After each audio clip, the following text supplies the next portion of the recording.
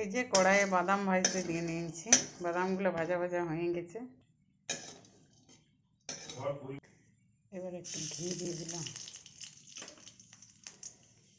ঘিয়ের মধ্যে কয়েকটা লঙ্কা কুচি দিয়ে দিলাম।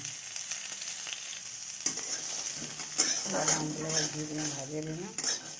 বাদাম প্রায় ভাজা ভাজা হয়ে গেছে। এবার এই যে এক বাটি চিড়া এটা দিয়ে দেবো।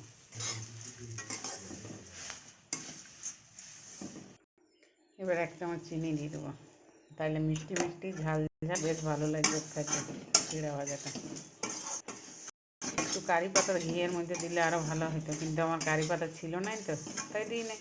ব্যাস কাঁচা লঙ্কা চিনি দিয়ে ঘি দিয়ে যথেষ্ট ভালো লাগে খেতে।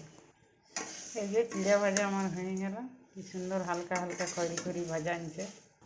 আর চিড়া ভাজার সাথে চা বসে আনছিলাম, এই যে চা হয়ে গেল। এবার ঢালিয়ে নেব, চিড়াও ঢালিয়ে। চলুন তাহলে বন্ধুরা, চা আর গরম গরম চিড়া ভাজা আর গরম গরম চা খাওয়া যাক।